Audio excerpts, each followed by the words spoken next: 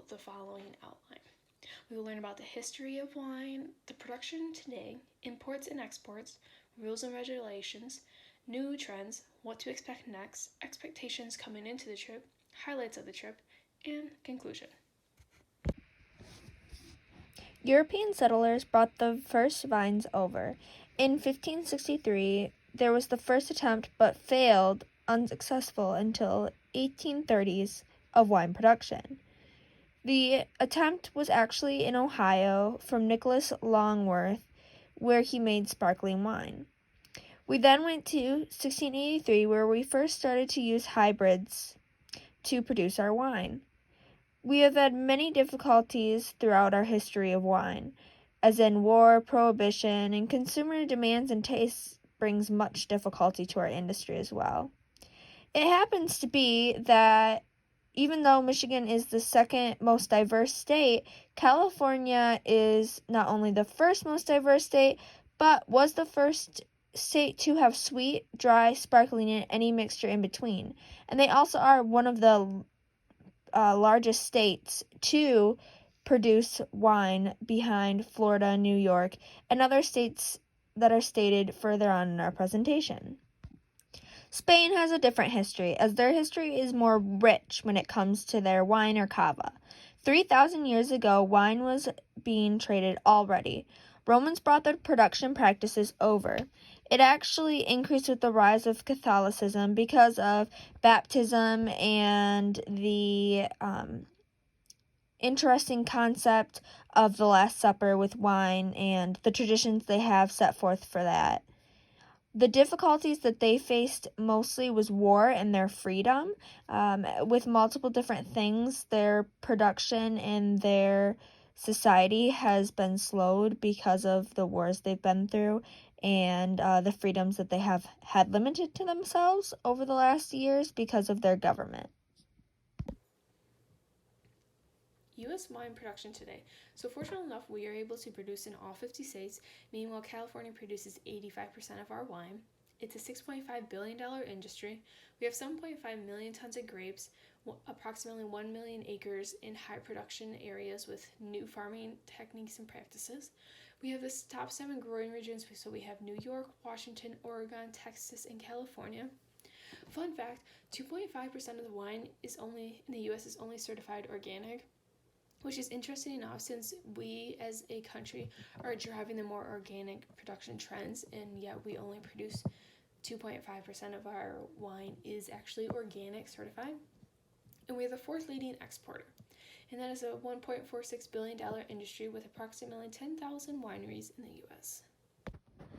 So Spain today is very interesting because they were a little slow in their advancements because of different governmental issues. That's amazing that they're such a large part of the cava wine, sparkling wine industry in the European Union. So actually, cava is a large part of Spanish culture. They farm more average than any other country.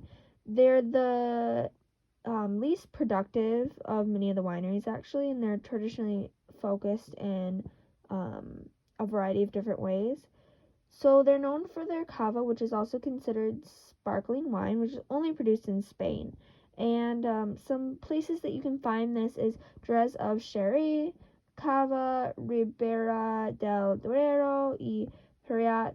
5 famous regions of growing wine would be Rioja, Ribera del Duero, Cava, Rias Biaxas, and Parat. So just similar to those other places that I listed originally. But it's crazy because only 5% of production is certified organic there.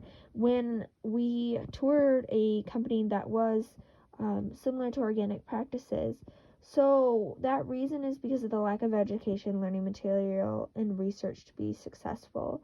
But they still are the 3rd leading exporter, which is really amazing if you think about all these different aspects teamed up together. So they may not have the advances that the U.S. has right now, but they're the 3rd leading exporter, and we're not near that compared to them. So it's a very interesting concept to look at. A few issues the US is facing is labor. So, labor for us to get on the orchards is very expensive and hard to get. You have to follow a lot of rules and regulation, and this kind of goes for the whole fruit and vegetable industry. And there really could be a potential with the shortage with the virus this year, which is also causing a lot of conflict.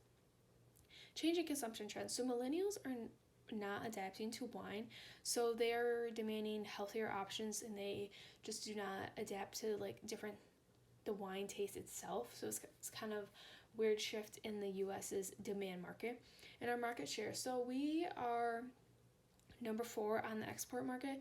So our market share is very, very small compared to like the European Union.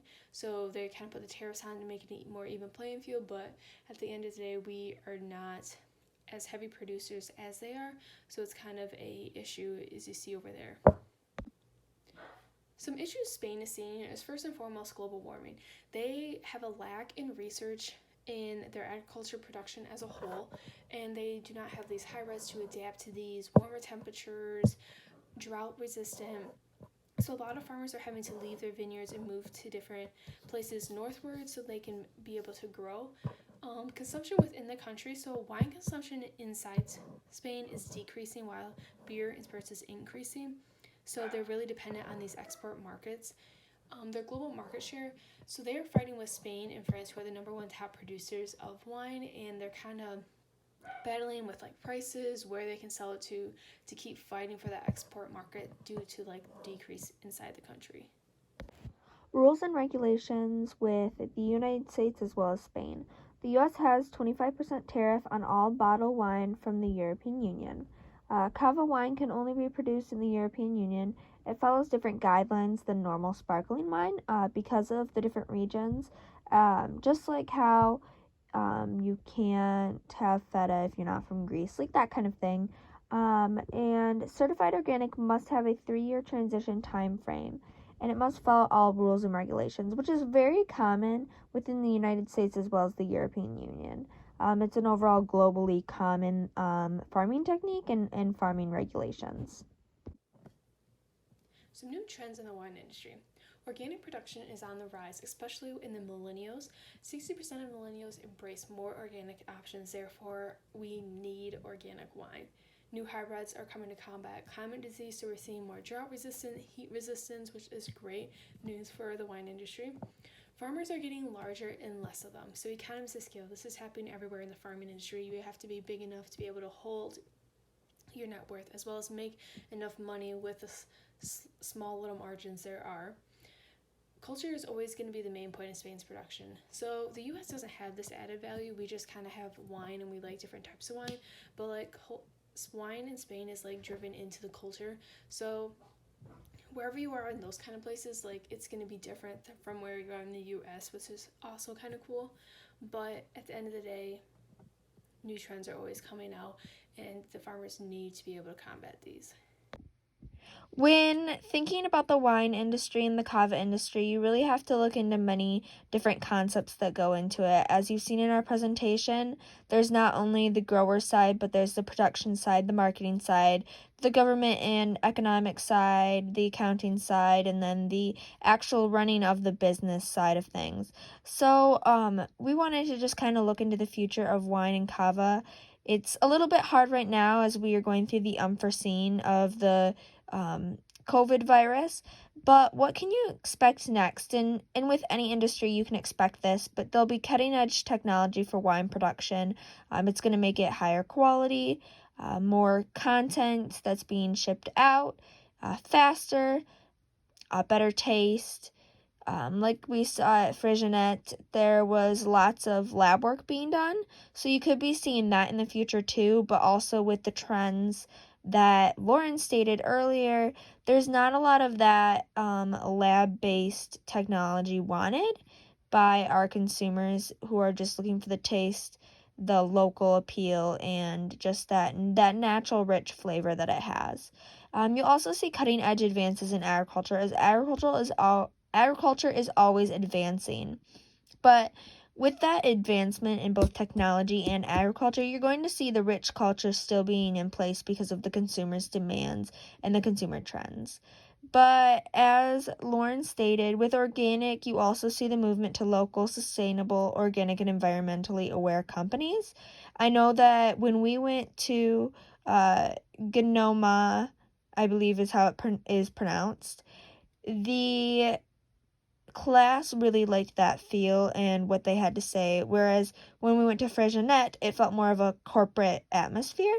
So consumers are also going to feel that as well, and you're going to see that really impact the way that they're buying their wine, as well as the way that these companies are selling it to the consumers. So we knew what to expect, but we didn't know what to expect coming into the trip. I took many Spanish courses. I did AP Spanish and I did Spanish here at Michigan State. So I knew culturally kind of what to expect coming into this trip, but agricultural wise, I did not know anything. So that made this project very interesting to me as well as to Lauren.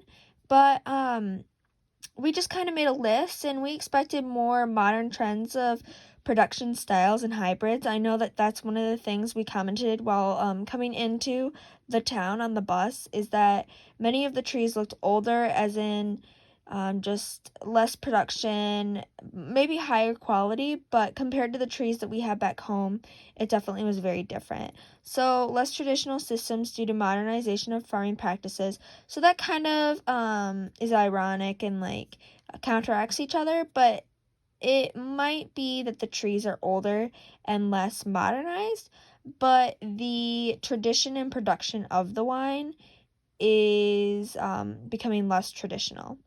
So we expected more tourists to be present, and that was seen. We're thinking that it might have been off season, but the food, we would say, because food and wine pair so closely together, we wanted to look at that. And I know from my experience traveling to Costa Rica as well as traveling to different countries and learning about Spain, I was expecting more white rice and chicken in many of our meals, but we were not expecting as much fresh seafood. It was delicious, but it was definitely not expected coming into the trip.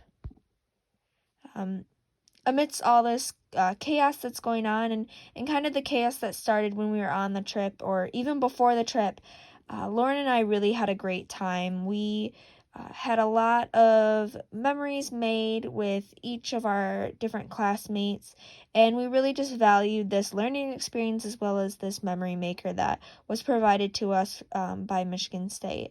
So we kind of just jotted down some highlights of the trips to the actual cava and just wanted to focus on that, even though we are so blessed and so happy to have spent the time with our whole class and everyone. But what we really wanted to focus on was just how much we enjoyed visiting and touring the caves, seeing two extreme different productions. I know Lauren has toured multiple wineries in the United States because she is legal to do so, but she just was amazed by the differences. The sightseeing was amazing, of course, and the food was delicious. Trying all the specialty drinks and asking what goes into those drinks, what the production's into, and then relating that back to our agricultural degree was very fascinating, as well as relating multiple things that we experienced to our degree, which is agricultural business management, was really informative for us, and we truly appreciate everything and every individual that has helped us along this path, especially in Spain. So we wanted to thank Jade so much for her kind words and for helping us just expand our knowledge within our subject area and out of our subject area. To quickly wrap things up, production is changing and advancing every day with consumers' preference. Wine varieties therefore have to be changing and advancing every day to meet these needs. But places like Spain, culture is the lead driven of their different types of wines and stuff. So when you go there, you want certain types of wines. So those are still being a lead driver there. Global warming is affecting everyone, especially in the farming industry, because grapes need the colder climate and a lot of moist water to be able to grow, and as well as some grapes are even frozen on the vines to create a specialty type. Policies, tariffs, disease, and issues will be always changing and have an impact on production every day, every year, no matter what is going on. So that is always never changing.